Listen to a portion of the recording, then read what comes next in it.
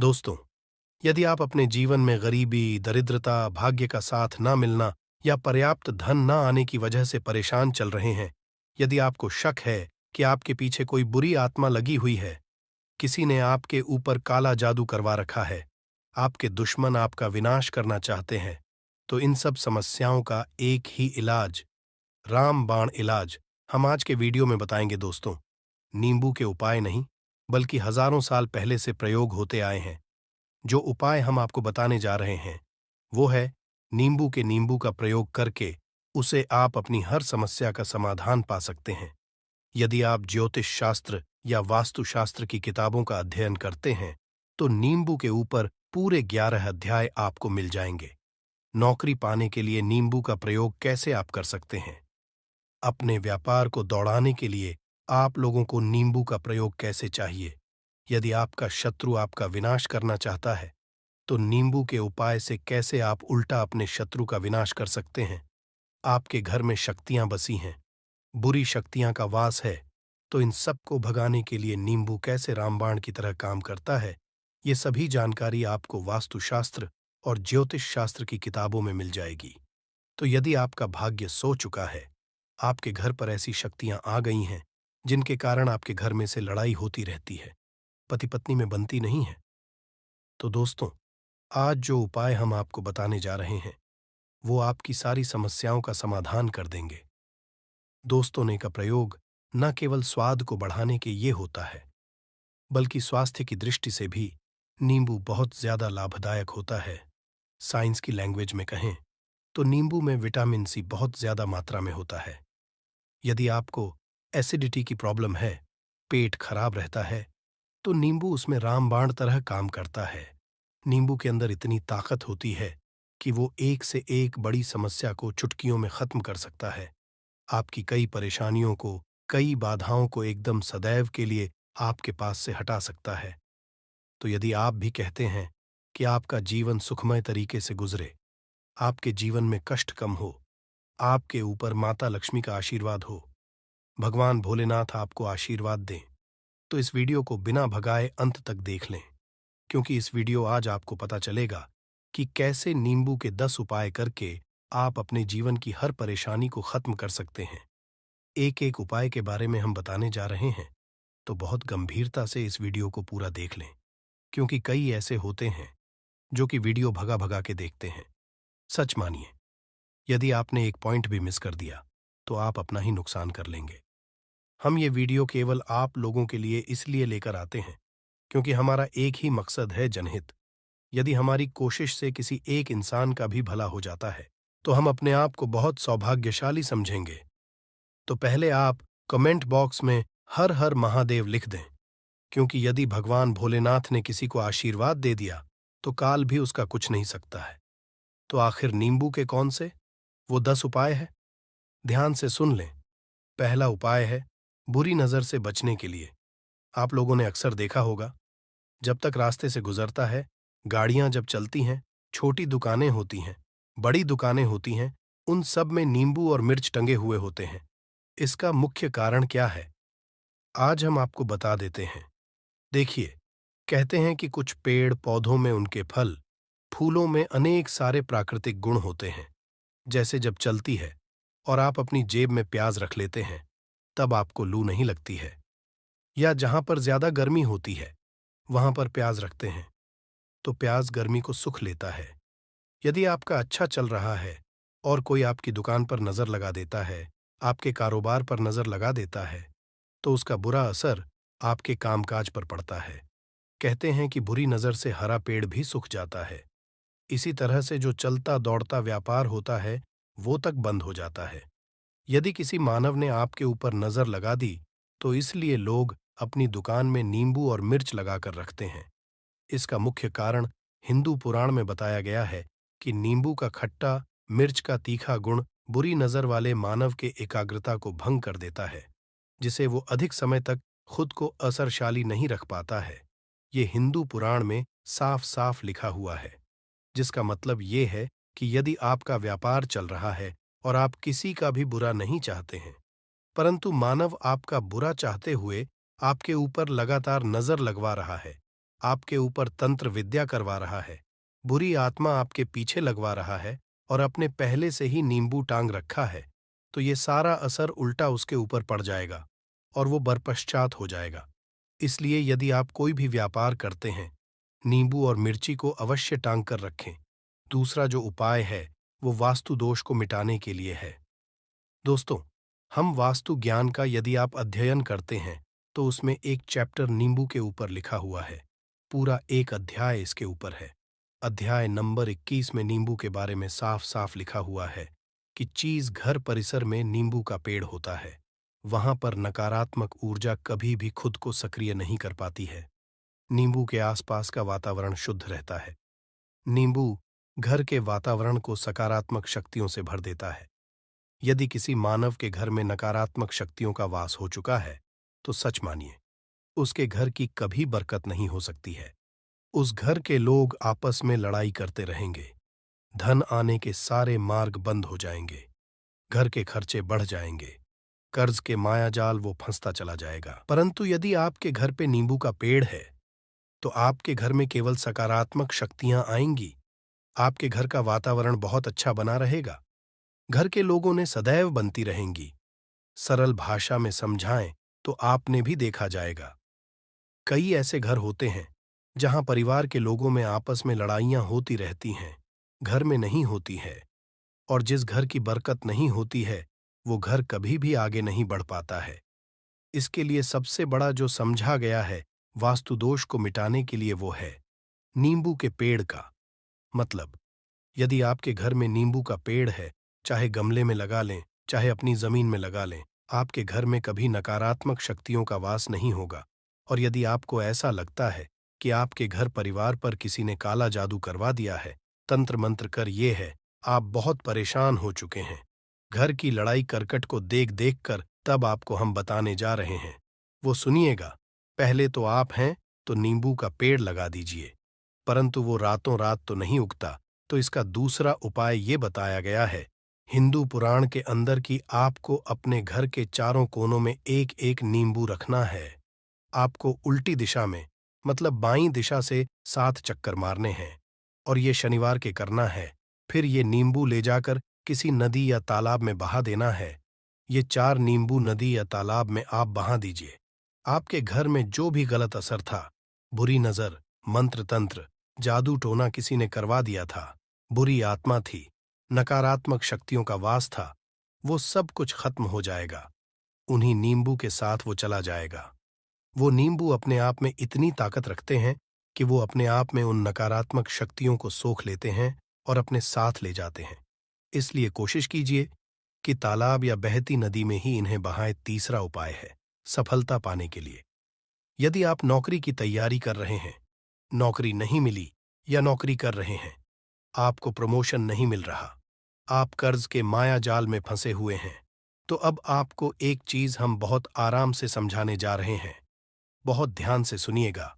और अभी तक आपने वीडियो को लाइक नहीं किया है तो वीडियो को तुरंत लाइक कर दीजिएगा। दोस्तों, यदि आप अपने जीवन में बहुत मेहनत करते हैं परंतु आपको मेहनत की अपेक्षा उचित फल नहीं मिल पा रहा है, अब आप थक चुके हैं, आप नौकरी मिलने की उम्मीद कर रहे हैं परंतु को नौकरी नहीं मिल पा रही है, आप इंटरव्यू में पूरी तैयारी के साथ जाते हैं परंतु आपका सिलेक्शन नहीं होता है, तो इसके लिए वास्तु विज्ञान में उपाय साफ साफ लिखा है कि आपको हनुमान जी के मंदिर जाना चाहिए। ध्यान रखिए, वो मंगलवार का दिन ही होना चाहिए। जब आप जी के मंदिर जाए तो आप एक नींबू ले लें, 4 लौंग ले लें। हनुमान जी के मंदिर में जब आप प्रवेश करें तो नींबू में 4 लोगों को गाड़ लें और वहां पर बैठ जाएं, पालथी मारकर आराम से बैठ जाएं और हनुमान चालीसा का पाठ करें। पाठ करते हुए जिस नींबू में 4 लौंग गाड़ी है उसको हनुमान जी महाराज को अर्पित कर दें। यदि आप इतना कर लेते हैं तो सच मानिए, जो आपके ऊपर बाधाएं आई हुई थीं बहुत दूर होंगी। यदि आपका मंगल अच्छा नहीं चल रहा था वो अच्छा हो जाएगा। नवग्रह आपका साथ नहीं दे रहे हैं तो आपका साथ देना शुरू कर देंगे। दुर्भाग्य जो आपके पीछे पड़ा था वो सौभाग्य में बदल जाएगा। परंतु हनुमान चालीसा मन में पढ़िए, बोलकर मत पढ़िएगा। यदि आप हनुमान जी महाराज के सामने जाकर इतना उपाय कर लेते हैं तो सच मानिए, यदि आप कंपटीशन की तैयारी कर रहे हैं तो आपको नौकरी मिल सकती है। नौकरी कर रहे हैं तो प्रमोशन मिल है। हर तरह की सफलता मिल सकती है जिसके लिए आप तरस रहे थे दोस्तों। ये सारी बातें हम आपको इसलिए बता रहे हैं ताकि आप अपना और अपने पूरे परिवार का भला कर सकें।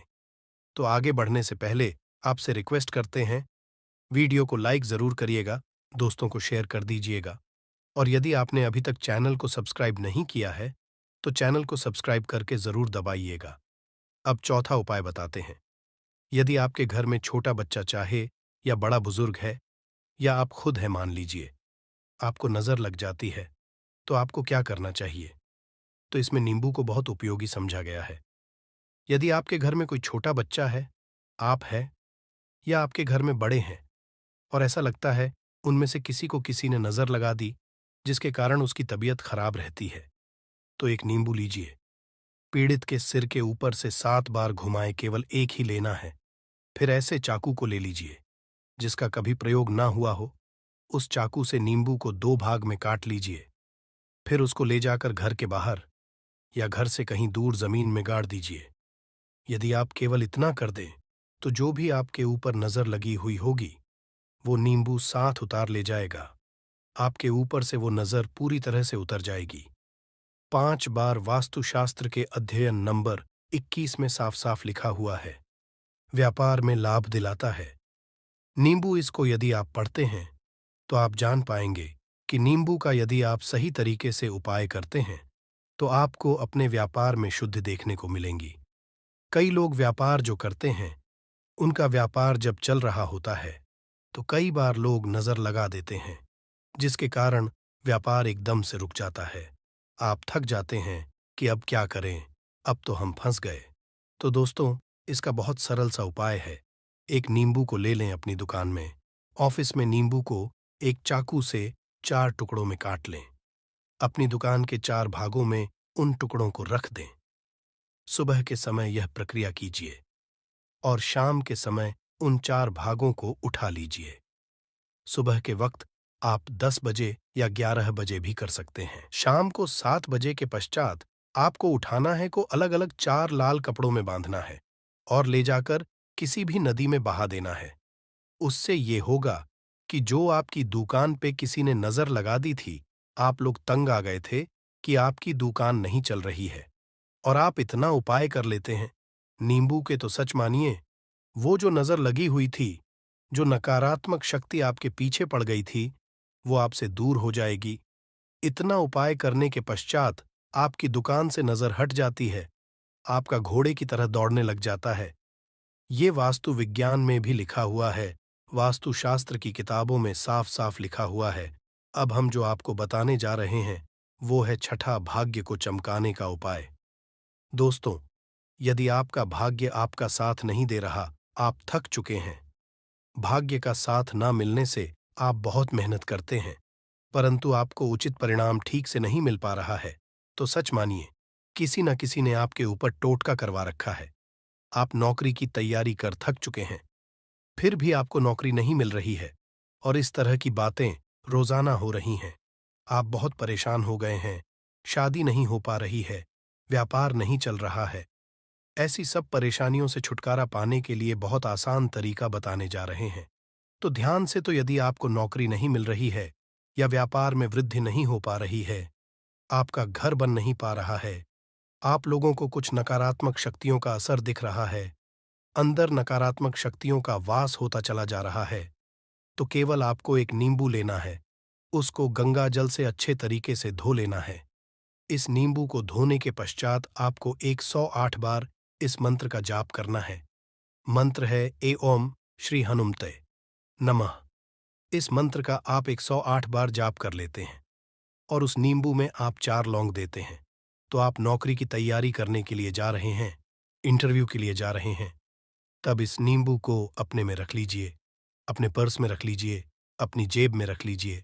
आपको ये पेपर देने जा रहे हैं, तब तो ये सब अंदर ले जाने नहीं देते हैं, तो अपने बैग में रखकर ले जाएगा। सच मानिए, जो दुर्भाग्य आपके पीछे पड़ा हुआ था वो आपके भाग्य के रूप में बदल जाएगा। यदि आप नौकरी के लिए जा रहे हैं तो आपका वहां पर सिलेक्शन होना तय है। ये हिंदू पुराणों में साफ साफ लिखा हुआ है।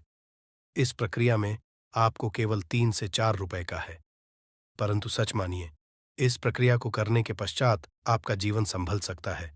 ओम श्री हनुमते नमः। यह एक ऐसा जप है जिससे मान लीजिए, यदि आपका मंगल कमजोर था, वो मंगल तुरंत मजबूत हो जाएगा। परंतु इसका आपको 108 बार जाप करना होगा, क्योंकि हनुमान जी को 108 अंक बहुत ज्यादा पसंद है। 108 कोई भी क्रियाएं आप हनुमान जी के लिए करते हैं, वो सफल होती है। और यह क्रिया यदि आप नौकरी के सिलेक्शन के वक्त करते हैं, इंटरव्यू के वक्त करते हैं, किसी कंपटीशन के वक्त करते हैं, तो आपको सफलता मिलना तय समझा गया है। सातवां है, रोग से मुक्ति है। तो ये अध्यापकों वास्तु ज्ञान के 41 नंबर पेज पर मिल जाएगा। यदि आपके घर में कोई ऐसा रोगी मानव है जो दवाई करा करा के थक गया है, अस्पताल जाकर है और उसका रोग ठीक नहीं हो रहा है, वो परेशान हो चुका है कि अब मैं क्या करूं, तो जो हम आपको बता रहे हैं, उसे आप शनिवार के दिन सकते हैं। आपको शनिवार के दिन ये करना है कि उस पीड़ित मानव के ऊपर से नींबू को 7 बार उतरना है, सर से लेकर पांव तक। एक नींबू को 7 बार उतरना है, फिर एक चक्कू लेना है, उस चाकू को 21 बार उतारना है। ध्यान रखिए, ये सारी प्रक्रिया जो आप करेंगे शाम के वक्त होनी चाहिए, शनिवार के दिन। यदि आप शनिवार के दिन ये करते हैं तो 100% ये काम करेगा ही करेगा। आपने 7 बार नींबू को उतारा, 21 बार चाकू को उतारा ऊपर से नीचे। जब आपको उस नींबू के 4 टुकड़े करने हैं और किसी चौराहे पर जाना है जहां पर 4 रास्ते हो, दाहिने बाएं आगे पीछे, अब वहां पर अलग अलग दिशाओं में उन नींबू के 4 टुकड़ों को फेंक देना है और रात के वक्त ही करना है। मतलब 7 बजे ये प्रक्रिया करिए, 9 बजे तक इस ले जाकर फेंक दीजिए। यदि आप इतना कर लेते हैं तो उस रोगी के ऊपर यदि कोई बुरी आत्मा का वास होगा, मान लीजिए किसी ने तंत्र मंत्र करा रखा होगा, घर के बच्चे के ऊपर, आपके ऊपर या किसी के ऊपर भी, तो वो नकारात्मक शक्तियां उस पर से अपना वास हटा लेगी, वो मानव ठीक हो जाएगा। रोगी यदि ऐसा मानव है जिसके ऊपर बुरी आत्मा ने अपना वास कर रखा है, तो वो आत्मा अवश्य उसका पीछा छोड़ देगी। दोस्तों, ये सारी बातें आपको कहीं जाने को नहीं मिलेंगी, परंतु हम केवल इस आपको बता रहे हैं कि आपका भला हो सके। एक नींबू के बारे में आप लोग सोच लीजिए, कितना ताकतवर होता है नींबू। इसी कारण पुराने समय के जो साधु संत महात्मा होते थे, वो नींबू को जरूर अपने पास रखते थे कि कब कहाँ नींबू की जरूरत पड़ जाए और नींबू से उस मंत्र तंत्र को हटा लिया जाए। अब 8वां उपाय आपको बताने वाले हैं, संतान प्राप्ति है। तो दोस्तों, ये बहुत कम के लिए होता है, परंतु फिर भी जान लें। मान लीजिए आपको संतान नहीं हो रही है, कोई ऐसी महिला है जो बांझ है, जो इस वीडियो को देख रही है, उनकी संतान नहीं है, संतान के लिए उपाय कर थक चुकी है, तो ये उपाय लिख लीजिए। कहीं कागज पर उतरा फाल्गुनी नक्षत्र एक ऐसा समय होता है जिसे बहुत शुभ समझा गया है निसंतान लोगों के लिए। यदि आप इस दिन नींबू के पौधे की जड़ तोड़कर लाती हैं और देसी गाय के दूध में मिलाकर पी लेती है, तो निश्चित ही संतान की प्राप्ति होगी, बहुत विद्वान गुणवान संतान की प्राप्ति होगी। यदि आप अनेक कोशिशें करके थक चुके हैं, लाखों रुपए खर्च कर चुके हैं, सच मानिए, केवल एक प्रक्रिया ये लीजिए, आपके जीवन में आपको संतान की प्राप्ति अवश्य हो जाएगी। परंतु ये उपाय किसी विशेषज्ञ से पूछकर, उनकी सलाह लेकर ही करें, क्योंकि हर मानव के शरीर की प्रकृति अलग किस्म की होती है, तासीर अलग अलग होती है, ना हुआ है धन की। अचानक रुपए की प्राप्ति का उपाय मतलब कह लीजिए, आपको कहीं से एकदम से रुपए मिल जाए। आप काला बाजारी करते हैं, आप सट्टा बाजारी करते हैं, आप जंगल में गाय चराने जाते हैं, खेतों में काम कर रहे हैं, जो भी हो, यदि आप ये प्रक्रिया कर लेते हैं जो हम आपको बताने जा रहे हैं, तो सच मानिए आपको कहीं ना कहीं से रुपए जरूर मिलेंगे। नौकरी में कहीं से एकदम से रुपया आ जाएगा या बिजनेस में एकदम से रुपया आ जाएगा। तो बहुत ध्यान से जो आपको हम बताने जा रहे हैं, आपको केवल ये करना है दोस्तों, एक नींबू लेना है, उसको अपने ऊपर से हर शनिवार को, मतलब ये प्रक्रिया आपको 41 शनिवार तक करनी है। अपने शाम को एक नींबू 7 बार घुसमजा है, लगातार 41 शनिवार तक आपको 7 बार घुमा लेना है। फिर उसको एक लाल कपड़े में बांधना है और किसी पीपल के पेड़ के नीचे गाड़ना है, और ये अलग अलग पीपल के पेड़ होने चाहिए। ऐसा नहीं है कि एक ही पीपल के पेड़ के नीचे आप गाड़ते चले जाएं। 41 शनिवार को 41 बार आपको किसी भी पीपल के पेड़ के नीचे नींबू दिशा में ना लगाए, इससे फैलती है घर में नकारात्मकता। इसी के साथ हम जानेंगे दोस्तों, क्या आपको कैलेंडर कहाँ पर नहीं लगाना है, क्या गलती आपको नहीं करनी है, और साथ ही मैं आपको बताऊंगी कि यदि आपके घर में वास्तु दोष है तो कैसे आप जान सकते हैं और क्या उपाय कर सकते हैं जिससे कि वास्तु दोष दूर हो और आपके जीवन से परेशानियां खत्म हो। तो पूरी जानकारी लिए इस वीडियो को अंत तक जरूर देखिएगा दोस्तों। अब जानते हैं गुरुजी से कि वो क्या कहते हैं दोस्तों। हम सभी के घर में घड़ी का उपाय किया जाता है। घड़ी जो बीते समय और आने वाले समय के बारे में हमें सूचित करती है। यदि हमारे जीवन पर सबसे ज्यादा किसी का असर पड़ता है तो वह है समय। हर किसी समय एक जैसा नहीं होता। अच्छे और बुरे समय सभी के जीवन में आते रहते हैं। इस समय चक्र का चलना कायम ही रहता है। समय किसी के लिए नहीं रुकता। किंतु यदि हम आपसे कहें कि आप अपने समय को अच्छा बना के लिए कुछ उपाय कर सकते हैं। जी हाँ, हम बात कर रहे हैं घर में लगी घड़ी की, जिसे हम रोज निहारते हैं। पर कभी ये नहीं सोचा होगा कि ये घड़ी हमारा समय बदलने में और अच्छा समय लाने में मदद कर सकती है। दोस्तों, हम बाहर जीवन में छोटी छोटी चीजों को नजरअंदाज कर देते हैं, किंतु वहीं कुछ चीजें हमारे भाग्य पर अच्छा बुरा असर डालती हैं। घड़ी की ही तरह घर में और भी कुछ चीजें हैं जो आपके दोष का कारण बनती है और आपकी परेशानी की वजह बनती है। तो आइए पहले जान लें, क्या आपको अपने घर में वास्तु दोष के बारे में कैसे पता लगता है और किस तरह से आप बड़ी ही आसानी से इसे कर सकते हैं। दोस्तों, वास्तुशास्त्र के अनुसार किसी भी घर में वास्तु दोष होने से सुख, शांति और पारिवारिक उन्नति में बाधा पैदा होती है। वास्तु दोष के कारण पनपने वाली नकारात्मक ऊर्जा से व्यक्ति के भाग्य पर बुरा असर पड़ता है। साथ घर के लोगों को कई तरह की परेशानियों का सामना करना पड़ता है। दोस्तों, शास्त्रों के अनुसार यदि हम ये छोटे मोटे उपाय कर लें तो अपने घर नेगेटिव एनर्जी से छुटकारा पा सकते हैं। तो आइए जानते हैं, किंतु उससे पहले दोस्त आपसे रिक्वेस्ट है कि वीडियो को लाइक करें, अपने दोस्तों के साथ शेयर करें, और यदि आपने अभी तक चैनल को सब्सक्राइब नहीं किया तो सब्सक्राइब करके बेल आइकॉन जरूर प्रेस कर लें। दोस्तों, नंबर जीवन में तरक्की पाने के लिए रोज पहली रोटी गाय को दें, पीपल को जल चढ़ाए और चींटियों को मिला आटा दें। तांबे के लोटे में जल लाल चंदन मिलाकर रात को अपने सर के पास रखकर सो जाए। सुबह उस जल को तुलसी को चढ़ा दें। ऐसा करने से आपकी परेशानियां धीरे धीरे दूर हो जाएंगी। नंबर 2, वास्तु के मुताबिक यदि आपके घर में तिजोरी है और आप उसके सामने शीशा लगा दें तो इससे धन में बरकत होती है। व्यापारी लोग कैश बॉक्स के सामने शीशा लगाए, इससे आपके ग्राहक बढ़ेंगे। दोस्तों, 3 झाड़ू पोछा कभी भी खुले में नहीं रखना चाहिए। इन्हें सदैव छिपाकर रखना चाहिए और झाड़ू कभी भी रसोई में नहीं रखनी चाहिए। नंबर 4, शौचालय का दरवाजा सदैव बंद होना चाहिए। माना जाता है कि घर की नकारात्मक ऊर्जा शौचालय में ही बात करती है। ऐसे में यदि शौचालय का दरवाजा खुला रहता है तो नकारात्मक ऊर्जा आपके घर में प्रवेश करती है। नंबर घर में सुख शांति के लिए कपूर को घी में डूबाकर सुबह शाम जलाना चाहिए। इससे घर में वास्तु दोष भी कम होता है और रह रहे सदस्यों के जीवन की परेशानियां दूर होती हैं। दोस्तों, नंबर 6, दुर्घटना से बचने के लिए शाम को हनुमान चालीसा के पश्चात कपूर जरूर जलाना चाहिए। नंबर 7, घर में जिस जगह वास्तु दोष हो वहां कपूर की 2 टीकियां रखें। खत्म हो जाने के पश्चात वहां दोबारा इसे रखें। नंबर 8, अस्त के बाद कभी भी किसी को दूध या प्याज नहीं देना चाहिए। ये भाग्य में बाधक भी बन सकता है। नंबर 9, घर के मुख्य द्वार पर कूड़ादान कभी भी न रखे। नंबर 10, घर में टूटा हुआ शीशा कभी भी नहीं होना चाहिए।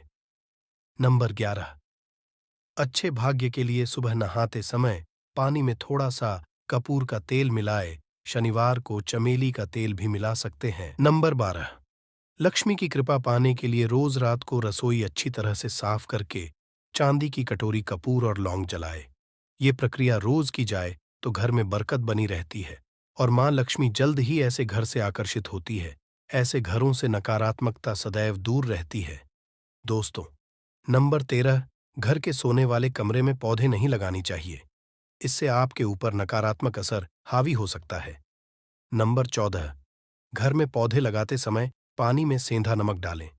सादे नमक का भी आप उपयोग कर सकते हैं, किंतु दोस्तों, ज्यादा फलदायी होता है आपको। शुभ फल जल्द ही हासिल होंगे। दोस्तों, घड़ी की सही दिशा आपके जीवन को भी सही रास्ता दिखाने में मदद कर सकती है। इसके अलावा कैलेंडर को किस जगह लगाना चाहिए और किस जगह पर नहीं, ये भी हम जानेंगे। सबसे पहली बात जिसकी हम बात करेंगे वो है दोस्तों, घड़ी का आकार, यानी घड़ी की शेक। शास्त्र के अनुसार गोलाकार की घड़ी या अंडाकार घड़ी सबसे उत्तम मानी जाती है। पर आजकल देखा जा रहा है कि बाजार में कई तरह की घड़ियां मौजूद हैं, जिसमें घर के सदस्य या भगवान की तस्वीरें और फोटो भी लगी होती हैं। किंतु दोस्तों, आपको बता दें कि घड़ी के साथ तस्वीरें लगाना बिल्कुल भी सही नहीं है। इससे आपके घर के सदस्यों के जीवन पर समय का असर देखने को मिल सकता है। और की तस्वीर घड़ी में बिल्कुल भी लगानी चाहिए, क्योंकि भगवान की तस्वीर को रोज धूप, दीप, अगरबत्ती और पूजन की आवश्यकता होती है, और घड़ी तो कई महीनों तक धूल में पड़ी रहती है। इससे भगवान का अपमान होता है और ये शुभ नहीं माना जाता। हो सके तो घड़ी का आकार गोल और अंडाकार ही पसंद है। घड़ी का गोल या अंडाकार बोना हमारी पृथ्वी के आकार को दर्शाता है, जो को और घड़ी में नुकीले कौन होते हैं, और वास्तु के अनुसार नुकीली चीजें नकारात्मक ऊर्जा का संचार करती हैं। अगली बार जिसका आपको ख्याल रखना है वो ये है कि घड़ी को स्वच्छ रखें, साफ सफाई का ध्यान रखें, धूल ना जमा होने दें, और कहीं से भी घड़ी टूटी फूटी नहीं होनी चाहिए दोस्तों। जैसा कि हम सभी चाहते हैं कि हमारे जीवन में सब अच्छा और बेहतर होता रहे, तो उसके लिए हम खुद को संवारे रखते हैं, नए कपड़े और नए आभूषण पहनते हैं। उसी तरह अपने घर की घड़ी को स्वच्छ और नए जैसा ही रखना चाहिए। ये कहीं से टूटी फूटी नहीं होनी चाहिए। समय समय पर घड़ी पर चढ़ी धूल और जालों को साफ करते रहें, जिससे आपका भाग्य भी धुंधला नहीं पड़ेगा। दोस्तों, कई घरों में आदत होती है कि पुरानी गाड़ी को बनवा कर ही चलाते रहते हैं। एक जगह नई घड़ी आई तो पुरानी किसी और जगह लगा देते हैं। कृपया ध्यान रखें, घर में पुरानी या फिर टूटी हुई या धूल छड़ी हुई और बंद गाड़ी तो बिल्कुल भी ना रखें। क्यों? इससे घर में नकारात्मकता और दरिद्रता का वास होने लगता है। बंद पड़ी घड़ी घर में रखने से व्यक्ति के जीवन में नए अवसर नहीं आते और वो अपने कार्य में सफलता हासिल नहीं कर पाता। अगली बार जिसका आपको ध्यान रखना है वो है घड़ी की सही दिशा। घड़ी को कभी भी दक्षिण दिशा में नहीं लगाना चाहिए। दक्षिण दिशा यमलोक की दिशा मानी जाती है। काल का अंतिम चक्र यहीं से शुरू होता है। इसीलिए वास्तुशास्त्र में इस दिशा को घड़ी के लिए अशुभ माना गया है। घर में घड़ी को उत्तर दिशा, पूर्व दिशा या पश्चिम दिशा में आप लगा सकते हैं, किंतु ध्यान की घड़ी को कभी भी मुख्य द्वार, कमरे के दरवाजे या आने जाने के लिए उपयोग किए जाने वाले दरवाजे के ऊपर कभी भी नहीं लगाना चाहिए। इससे समय का असर आपके आने जाने की गति और दिनचर्या पर पड़ सकता है। दोस्तों, घड़ी के साथ कैलेंडर का भी ध्यान रखें। जहां घड़ी समय का चिन्ह है, तो वहीं कैलेंडर उससे जुड़ी तारीखों का लेखा जोखा बताता है। कैलेंडर को पूर्वी और उत्तरी दिशा की दीवार पर कभी भी नहीं लगाना चाहिए। ये दोष उत्पन्न होता है, और कृपया करके अपने घरों में नए कैलेंडर के साथ पुराना कैलेंडर कभी भी ना लगाए। दोस्तों, घड़ी और कैलेंडर दोनों ही आने वाले समय के सूचक है, जो आगे बढ़ने की प्रेरणा देते हैं। उन्हें समय के अनुसार ही लगाना चाहिए। इस बात का सदैव ध्यान रखें कि घड़ी का समय सदैव सही होना चाहिए। बहुत से लोगों की आदत होती है घड़ी का समय आगे या पीछे रखते हैं, तो ये गलती आप ना करें। समय हमें सही रखें। इससे आपको कभी भी समय का कालचक्र और दुष्ट परिणाम हासिल नहीं होता। ये छोटा सा आप जरूर करके देखिए। दोस्तों, छोटी छोटी बातें हैं जिनका आपको ध्यान रखना है। दोस्तों, रखी हुई घड़ी और पुराना कैलेंडर आपके भाग्य को भी रुकावटों से भर देता है। इसीलिए वक्त के साथ आगे बढ़ते रहने के लिए घड़ी और कैलेंडर को बदलते रहिए, और कैलेंडर को कभी भी अपने सोने के कमरे में ना लगाए, ना ही इसे कभी मुख्य द्वार पर टांगे। ये शुभ नहीं माना जाता। पुरानी घड़ी को में देना शुभ माना जाता है। इससे आपके जीवन से बुरा समय निकल जाता है इसीलिए यदि आपके घर में कोई पुरानी घड़ी है जो टूटी फूटी ना हो और खराब ना हो, तो वो आप किसी जरूरतमंद को दान में जरूर। दोस्तों, हमारे हिंदू संस्कृति में प्रत्येक घर में प्रतिदिन पूजा पाठ करने की परंपरा है, और इसके लिए सभी अपने घरों में अपने आराध्य का छोटा सा ही क्यों ना हो, परंतु एक मंदिर अवश्य ही बनाते हैं। नियमित पाठ करने से न सिर्फ मानसिक शांति मिलती है, बल्कि पूरे घर में सकारात्मक ऊर्जा भी व्याप्त हो जाती है।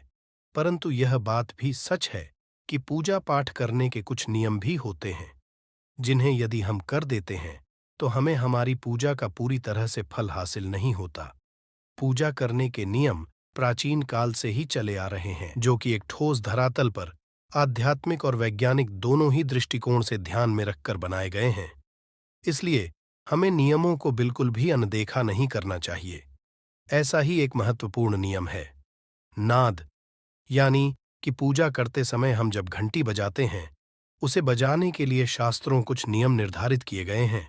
शास्त्रों में देवताओं के सामने घंटी बजाने का बहुत अधिक महत्व बताया गया है, जिसे हम इस कृष्ण श्लोक के द्वारा समझ सकते हैं। आगम अर्थमतु देवानाम, गमन अर्थमतु राक्षस साम, घन्यथरावम देवता आह्वान चरण।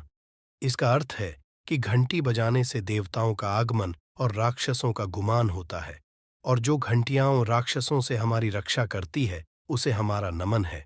तो चलिए दोस्तों, जान लेते हैं कि पूजा करते समय जब हम घंटी बजाते हैं तो उसके पीछे क्या कारण है, घंटी को बजाने की क्या नियम है, और पूजा के वक्त घंटी बजाते समय होने वाली गलतियां कौन सी है जो हमें भूल कर भी नहीं करनी चाहिए। दोस्तों, क्या आपने अपने घर के मंदिर में रखी हुई घंटी को ध्यान से देखा है? यदि आप ध्यान से देखेंगे तो आपको घंटी के ऊपरी हिस्से पर, यानी जहां से हम इसे पकड़ते हैं, उस पर गरुड़ बना हुआ देता है।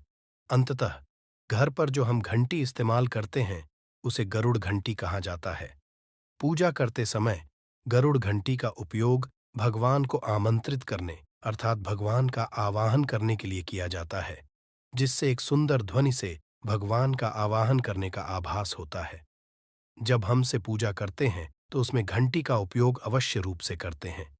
पूजा संपन्न होने पर आरती करते विशेष रूप से नाद होना चाहिए, नहीं तो हमारी पूजा आदि अधूरी मानी जाती है।